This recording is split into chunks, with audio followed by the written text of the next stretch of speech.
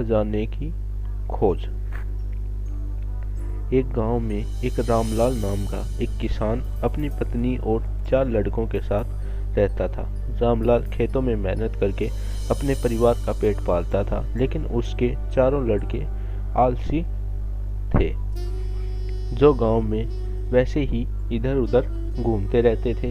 एक दिन रामलाल ने अपनी पत्नी से कहा कि अभी तो मैं खेती से काम कर रहा हूँ, लेकिन मेरे बाद इन लड़कों का क्या होगा? इन्होंने तो कभी मेहनत भी नहीं करी, ये तो कभी खेत में भी नहीं गए। रामलाल की पत्नी ने कहा कि धीरे धीरे ये भी काम करने लगेंगे। समय बीतता गया और रामलाल के लड़के कोई काम नहीं करते थे। एक बार रामलाल बहुत बीमार पड़ गया। वह काफी दिनों तक बीमार ही रहा। उसने अपनी पत्नी को कहा कि वह चारों लड़कों को बुलाकर लाए। उसकी पत्नी चारों लड़कों को बुलाकर लाई। रामलाल ने कहा, लगता है कि अब मैं ज्यादा दिन तक जिंदा नहीं रह पाऊंगा। रामलाल को चिंता थी कि उसके जाने के बाद उसके बेटों का क्या होगा। इसीलिए उसने कहा, बेटों, मैंने अपने जीवन में जो कुछ भी कमाया है वह खजाना अपने खेतों के नीचे दबा रखा है। मेरे बाद तुम उसमें से खजाना निकालकर आपस में बांट लेना। यह बहुत सुनकर चारों लड़के खुश हो गए।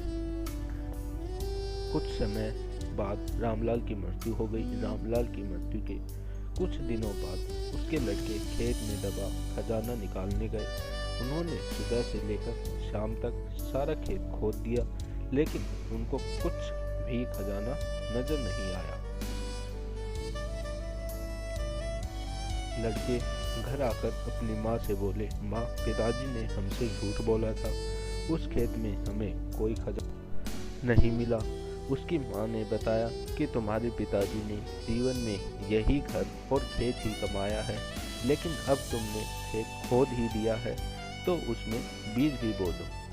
इसके बाद लड़कों ने बीज बोए और माँ के कहे अनुसार उसमें पानी देते गए। कुछ समय बाद फसल पककर तैयार हो गई, जिसको बेचकर लड़कों को अच्छा मुनाफा हुआ, जिसे लेकर अब वह अपनी माँ के पास पहुँचे।